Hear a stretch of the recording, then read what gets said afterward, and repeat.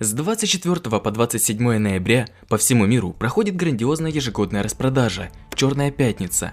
Если вы хотите сэкономить, заходите на Satam.ru. Satam.ru – это один из крупнейших каталогов товаров и услуг в России, где представлено более 7 миллионов товаров от 45 тысяч компаний. Satam.ru – тысячи товаров ждут вас уже сегодня. Ссылка в описании. Валар Маргулис, друзья! Продолжаем серию рассказов об истории мира Игры Престолов. В предыдущем видео мы говорили о Долгой Ночи, которая была около 8000 лет назад. Сейчас же мы переносимся на несколько тысяч лет вперед и узнаем о становлении Валирии, Республики Драконьих Владык. Пока Вестерос оправлялся от Долгой Ночи, новая сила появилась в Эссосе. Вероятно, этот обширный континент, протянувшийся от узкого моря до овеянного сказаниями Нефритового и отдаленного Ультаса, является тем местом, где развивалась цивилизация, которой мы ее знаем. Одна из первых цивилизаций зародилась в Старом Гисе, городе, зиждущемся на рабстве. Легендарный основатель города, Граздан Великий, остается столь почитаемым, что люди из рабовладельческих родов до сих пор часто наделяются его именем. Это он, как доносят до нас старейшие исторические знания гискарцев, создал шагающие в ногу легионы, вооруженные 3 копьями и высокими щитами, первыми начавшие воевать как организованные отряды. Старый Гис и его армия заселили окрестности, а затем, продвигаясь, стали покорять соседей. Так родилась Первая Империя, и веками ее владычество оставалось неоспоримо. Те, кто положили конец империи Старого Гиса, хотя и не всем ее традициям, происходят из обширного полуострова за заливом работорговцев. Там, среди громадных вулканических гор, известных как 14 огней, укрылись валерийцы. Они были изолированным племенем пастухов, которые пасли своих коз среди исполинских вулканических гор, 14 огней. В этих краях водились драконы, и валерийцы научились приручать их, сделав самым грозным орудием войны, что когда-либо видел мир.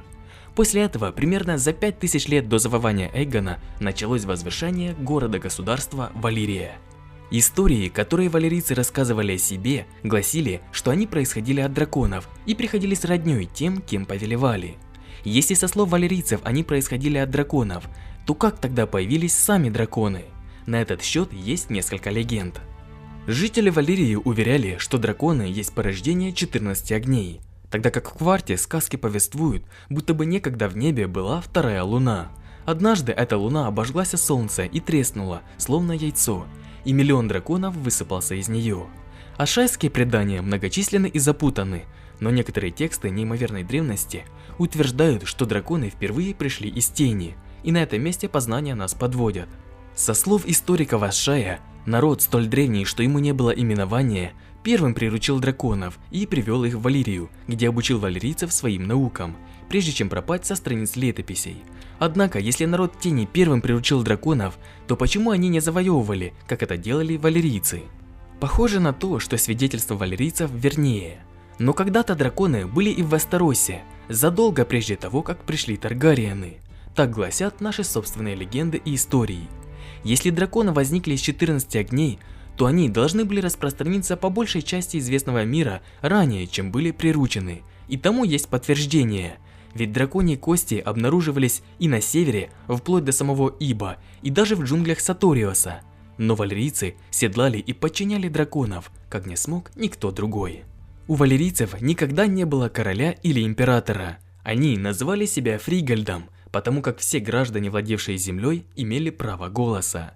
Валирия представляла собой республику античного образца, подобную Римской республике в нашем мире. Должностные лица, архонты, избирались сроком на год. Право гражданства и голоса на выборах имели все свободные землевладельцы, то есть валерийцы, родившиеся не в рабстве и владеющие землей. По крайней мере, такая система сохранилась в Волантисе. На практике власть в Валирии находилась в руках могущественных семейств, богатых, родовитых, владеющих колдовскими чарами и, главное, драконами, ключом к могуществу аристократов и всей державы в целом. Очень редко и ненадолго власть в Валирии оказывалась в руках какой-то одной семьи, хотя и нельзя сказать, что такие случаи неизвестны. В Валирии было около 40 семейств драконьих владык. Они бесконечно боролись друг с другом, возвышаясь и падая. Таргариены были далеко не самыми могущественными и богатыми из них. Религиозный культ в Валирии неизвестен, однако упоминается, что драконы Эйгона Завоевателя и его сестер названы по именам богов Валирии. Балерион, Вхагар и Мираксис. Это дает основание предполагать, что в Валерии существовал политеизм и пантеон божеств. Известно, что валерийцы использовали иероглифы в качестве письменности и книги в виде свитков, а не томов.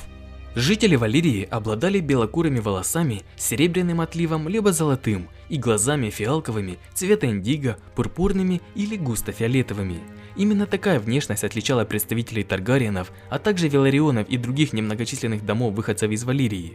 Впрочем, в вольных городах, особенно южных, Лисе и Волантисе, людей с валерийской внешностью больше, и их там можно встретить не только среди знатных господ, но и среди проституток в домах подушек. Существует предположение, согласно которому среди патрицианства Валерии не существовало табу на близкородственные браки еще в период расцвета республики. По аналогии с традицией в доме Таргариен, предполагают, что в силу ограниченного числа благородных семей, тех, что имели прирученных драконов, рано или поздно, и за 5000 лет уж точно, все дома стали бы состоять в родственных связях. Поэтому для сохранения чистоты крови табу на инцест не существовало. По словам Кэтлин Старк, в Старой Валерии практика женитьбы сестры и брата была обычным делом.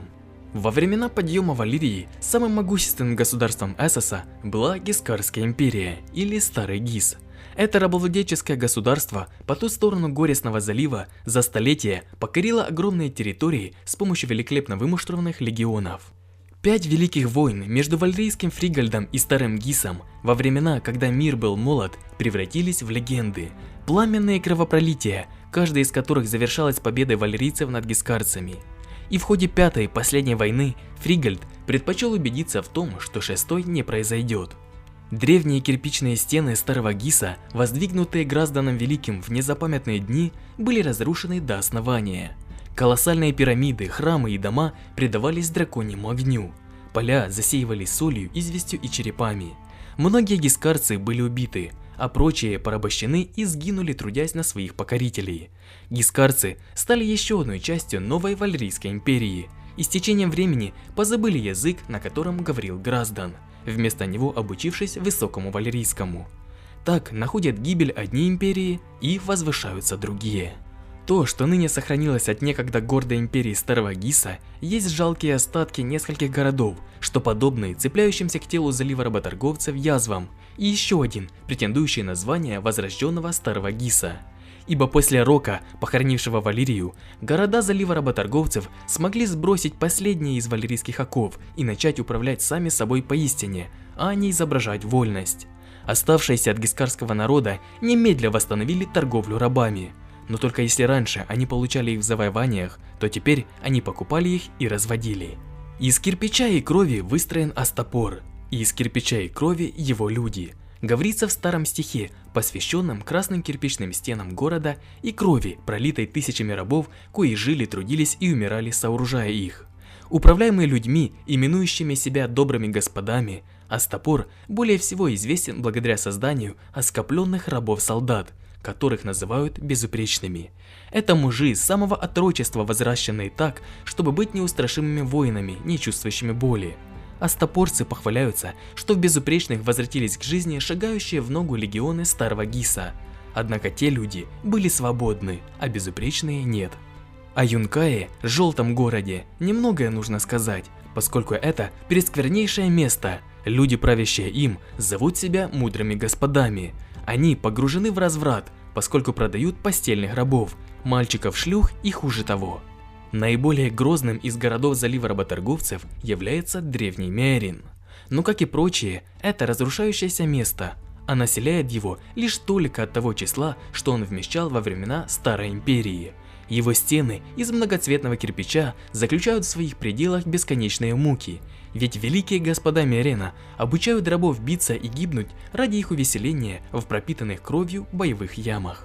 Все 3 города известны тем, что предпочитают выплачивать дань проезжающим мимо кхаласарам, вместо того, чтобы встретиться с ними в бою. Но дотрагийцы также поставляют большую долю рабов, коих гискарцы обучают и продают. Рабов, добытых захватами и проданных на рынках Меэрина, Юнкая и Астапора. Наиболее оживленный из всех гискарских городов, также самый малый и молодой среди них, и не менее их претендует на величие. Новый Гис, предоставленный сам себе на своем острове. Его господа создали железные легионы в подражание легионам Старой Империи. Но в отличие от безупречных, эти легионеры – свободные люди, каковыми были солдаты Старой Империи. Валерийцы переняли у гискарцев одну скверную вещь – рабство.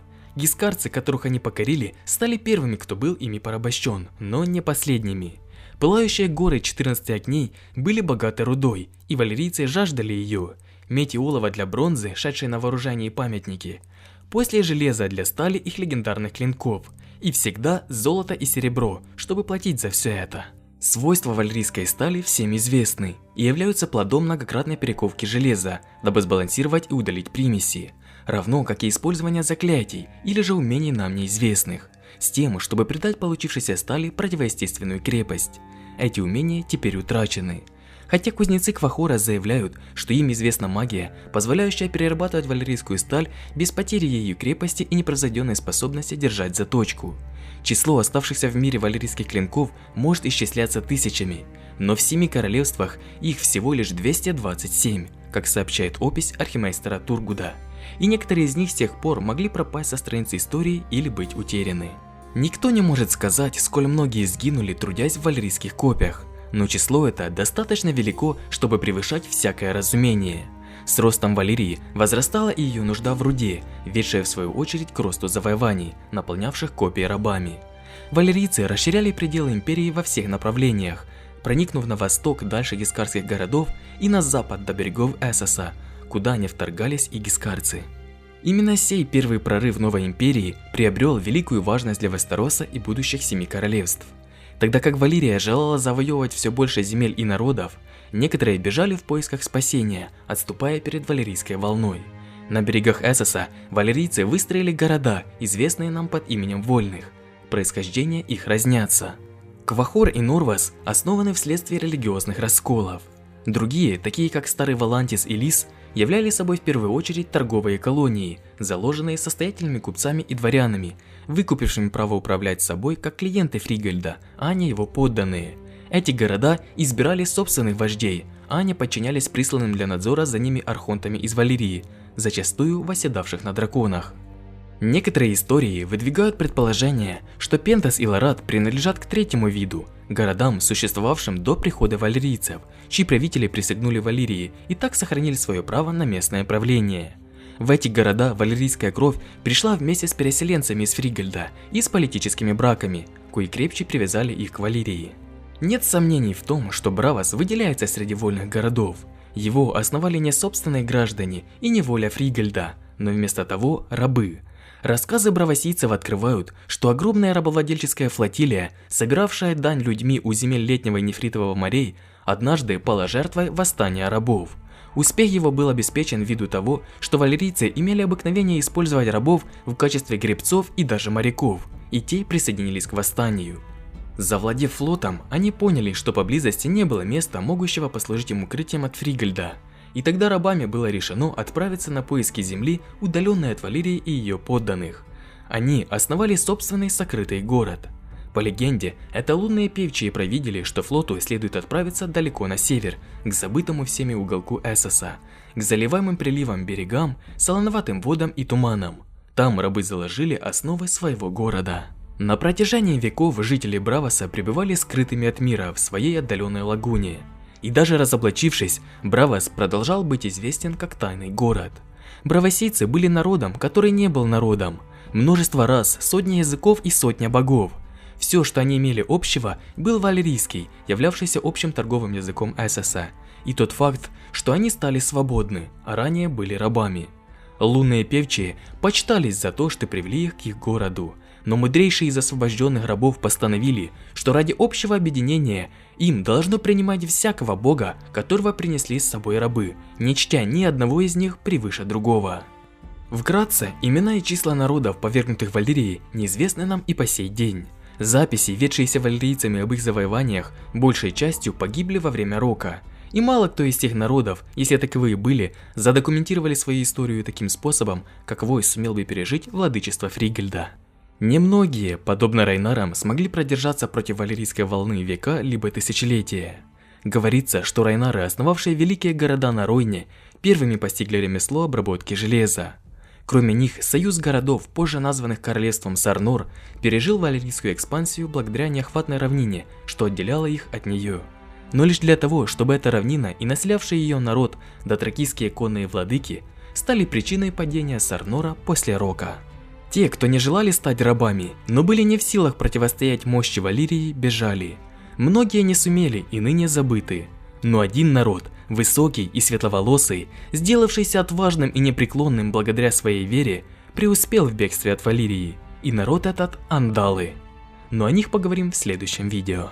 Если данный ролик был вам интересен, не забудьте поставить свой королевский лайк и подписывайтесь на канал, если еще не подписаны. Также буду рад всех видеть в группе канала во ВКонтакте и на страничке в Инстаграме. Спасибо за просмотр, всем пока!